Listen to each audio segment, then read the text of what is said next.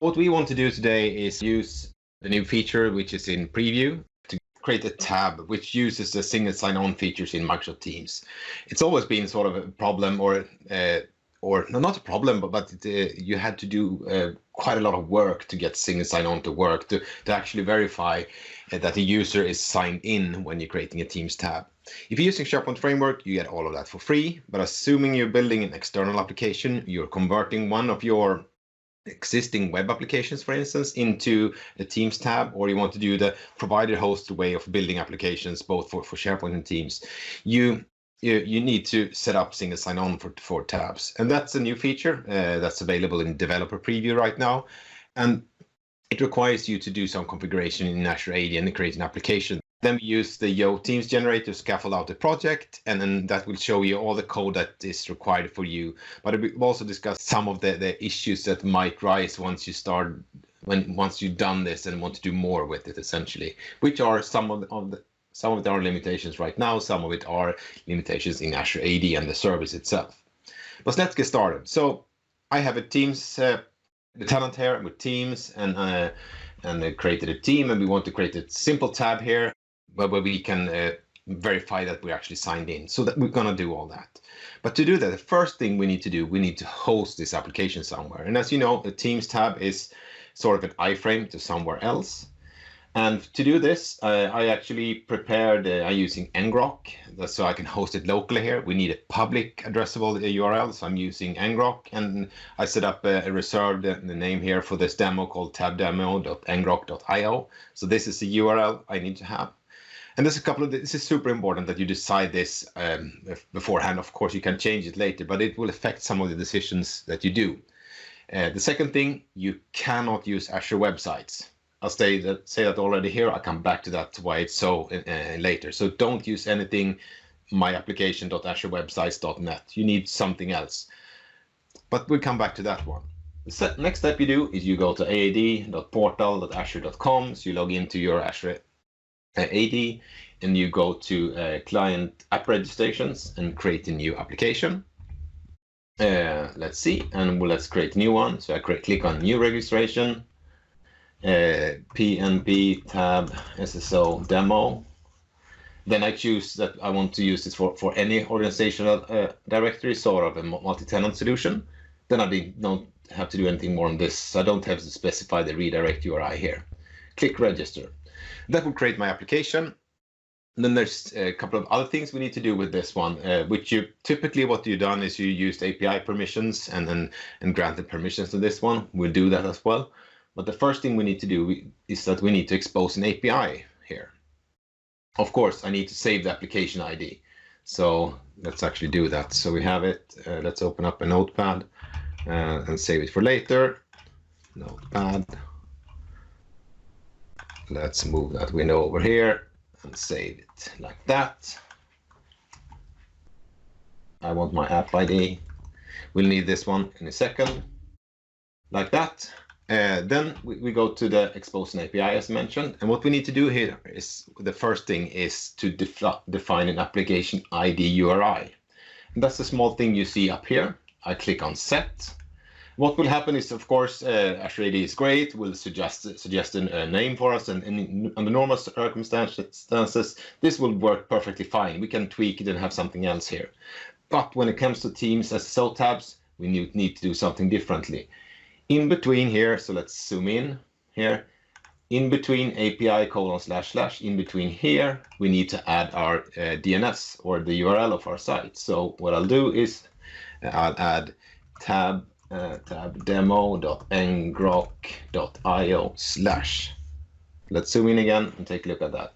So what I did here, I let the API / be as is. I let the GUID here, which is my app ID, be as is. But what I did is I actually add my URL in here and a /. And this is super important because Teams will actually use this at runtime to verify that the application ID URI for the application you're using and the tab you want to show, that those URLs are the same for security reasons. So I'll take this one, click save, and go back here and paste it in here just so we have it for later. So that's the second step you need to do after registering your app. So a couple of other things, as I mentioned, you can't use Azure Websites.net here for security reasons, and that is sort of an Azure AD thing right now. They consider Azure Websites.net insecure, and Grok.io is not considered insecure in this case. You are not allowed to use multiple application ID URIs here, which might be an issue if you have a test dev staging environment, which means that you need to set up multiple applications and you need to handle that in your build pipeline or whatever when you actually scaffolding out your applications later. But that is sort of an extra addition. You can do some Friday night and exercise on that. Next step we need to do here is to add a scope. I need to create a custom scope for the API I'm exposing here. And it has to be called access as user. So access _ user. Then I need to choose that consent here. Both admin and user should be able to consent this. And I need to write some consent stuff here for admin. Just like this, lorem ipsum. This is, of course, you should have pretty descriptions in here, so the admin and the user consent screens looks good. And why do they need to consent this? And of course, it has to be enabled. Then we click Add Scope. So that means we have added the scope here. As you can see, it's enabled for that app ID URI. And if we scroll all the way here, you can see we have the app ID URI / our scope name, access _ user. The next thing I need to do is that I need to authorize 2 client applications. And the two client applications is the Teams desktop and mobile application and the Teams web application. There are actually two different Azure AD applications. So, and I have the GUIDs somewhere here. Let's see. These are of course in official documentation, but the first one is this one that you could, if you quick, you can remember that one until you do this. But yeah, it's in the documentation. It will be in this recording. So that's what you have in here. And I will need to connect that to my scope that I just created. So I do add application. And yes, there's no good sort of lookup, so you know what client this is. You essentially need to look into the documentation at docs Microsoft.com for those two. And then we add the other one, which is another GUID here, and this one. And I connect it to that scope as well and click Add Application. So that was sort of the third step I need to do. First, we created application, we generated app ID URI, we generated the scope, we added the authorized client applications, and now the final step we need to do is grant some permissions. And this sounds like, if you're very familiar with what you sort of do with when you're creating a normal Azure AD application and whatnot, is you go in here and assign sort of mail.read and those kind of things.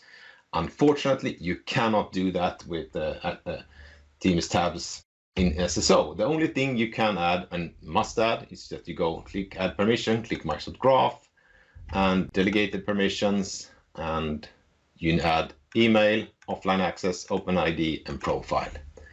Those 4, including the user.read, is all that you actually can have in the tab.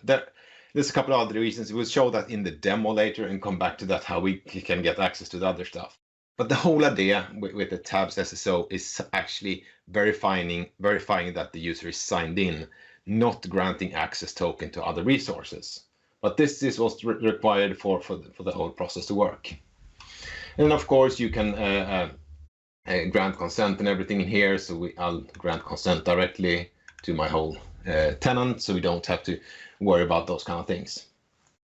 Now my application is set up, and I should jump over to my Teams generator. And what I have is I have the latest preview of the Yeoman Teams generator. So I type Yo Teams. I have pre-canned this, and so we don't have to wait for the npm packages. So I skip I need to create the directory first. Sorry, demo, like that. Perfect. Then Yo Teams. I do skip install, so we don't have to look at the npm packages installing, and let that start. And what will happen now is we go through the wizard. We looked at it in a call a couple of weeks ago as well. But when we will choose yes when we will being asked about the tab and using the SSO. So this takes another few minutes. It's slow to start here late in the afternoon. Been working too hard today. And also, we'll make sure to share the URL to the documentation where you find those GUIDs for the web client and the mobile client. Yes, yeah. So here you can see I'm using 2.13.0 preview 2. I just will follow the wizard here. I will not do anything special.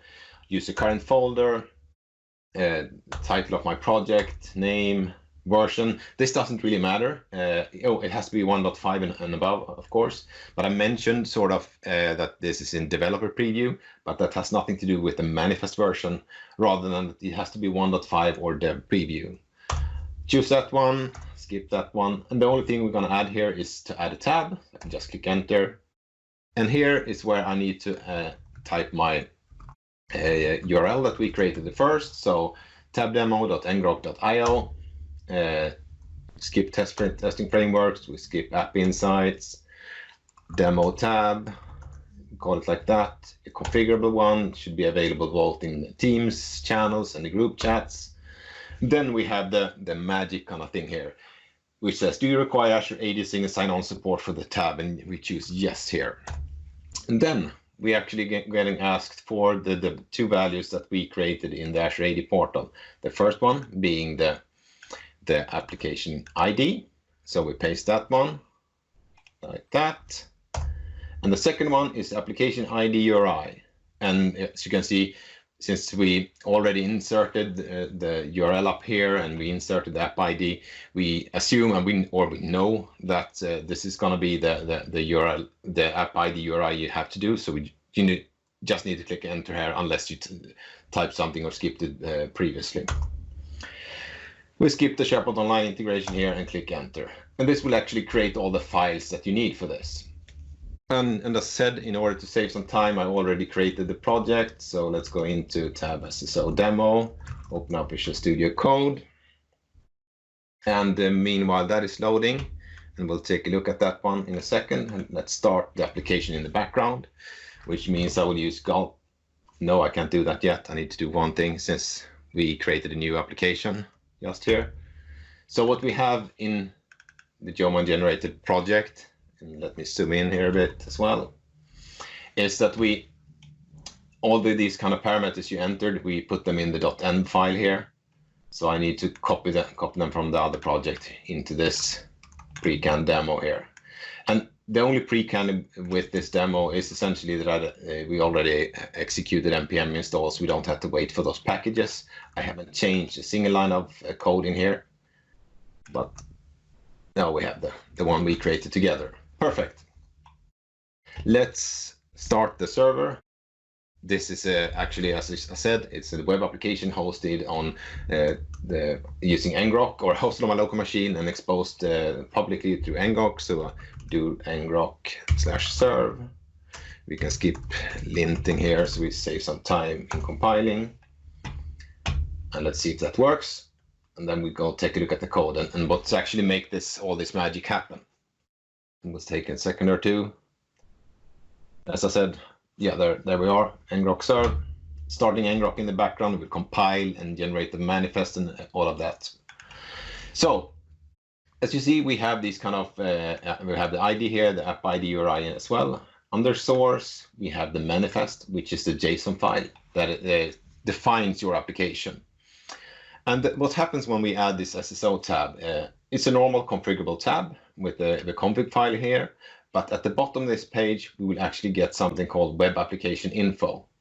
And this will have a reference to your ID and the application ID URI. And that will, during runtime or compile time, actually replace with those variables we had in there. But this is sort of the magic thing that will make the single sign-on work. In our application, we have a client-side script for the tab built in React. And this is just the default scaffolding. I haven't done anything about it. But what it will do, once it's initialized, it will get the context. And finally, we'll use a method called getAuthToken of the Teams JavaScript SDK. And that's nothing you need to pass in here or configure in here, essentially more than 3 parameters. So the first one is a success callback. What will happen when we get the token? The second one is a failure callback, and that is if an error happens, and then you need to pass resources. And this is actually not documented. If you run it in JavaScript, you don't need this, but if you do it using TypeScript, that is actually a part of the types. You need to have something in there. You can essentially put whatever you want in here, but my guess right now, haven't been get it verified yet, is that you need to use the app Id Uri that you have. Hopefully that's how it's supposed to work. But as I said, there's no documentation or anything about this so far, but this works, so that's a good thing. And what I do here, if we get a successful token, is I'm doing a simple jot decode of the code of this one and get the username. So let's see if our application has started. Yes, it's up and running. Let's go to Microsoft Teams and add the tab and see if it works. So what I do here, if I want to add a new application, I click on Manage Team, choose Apps, and in the lower right corner, I do is side loading. Of course, I can upload it to my tenant, but I prefer to do it this way. And then we should actually we already have it in here. You can just remove it so you show everything from start. So I tested this one before. Upload a custom app. Come on, let's go to C, code, demos, PNP. There we are. Under package, we will have tab SSO demo.zip. And as you can see here, it contains a tab. I can click add, and it will be uploaded to Teams, or the manifest will be uploaded. And we can go back to our channel and try to add this application. We click on plus here, and we will have tab SSO demo, which is my tab. As I said, this is all generated by default by the generator, so there's no code changes or anything. The only thing we did here was sort of fix that those two IDs, and we can have just a dummy value in the configuration. The tab will be configured, added in here, and hopefully you can see here, so it says hello undefined, but now it says hello Wictor. So it's actually a little bit the delay the first time you do this, and the code, yeah, we have right now it says undefined there, but you can add whatever you want in there. So if I do a reload, it's much faster, it's cached, etc. The thing I want to show you is sort of if we do, let's see if we can get in here and add a breakpoint. Hopefully the developer tools are loading. I want to show you the JOT token here for some of you who wants to access the graph, and this is where it doesn't really work as you expect. So I have a breakpoint in here. Let's zoom in a bit. Essentially in that code, in the success callback method. So if we reload the page or the tab, and now it didn't stick just for that. Yeah, there it is. So if we get out this, take this token here, and copy this one, and then open that up in jot.ms. See if we can get it there. I just got a part of it, sorry about that. Let's try to get the full one. This is how it is when it's zoomed in. There it is. What I want to show you with this JOT token is that it doesn't really look like the normal ones you have. Or it's a normal JOT token, but not the one you expect when you get from the graph. So what's happened here is that the audience is my application ID, of course, but I don't have any scope more than the one I requested, or the one I created. So I can't use this one to get information from the Microsoft Graph right now. But the guidance from the Teams team on how to do this is essentially use the on behalf of flow. So what you need to do is essentially send this token back to the server side. Then using the server side implementation and on behalf, the on behalf flow, get a new access token, which can access the graph, and then send that back to the client, and then the client can use that to go to the graph. Yes, it's not optimal, but that's the way it works. The thing you need to do, implement your own pre-consent or the consent dialog and those kind of things in that scenario as well. But that's sort of the big caveat right now. The only thing you can essentially do with this tab SSO is verify that the user is actually signed in, and you can get the username the preferred username, and essentially the tenant ID and those kind of things. So this is the data you can work with. So hopefully we can get back in the future talking about how you do that server side on behalf of Flow to actually get to the graph permissions.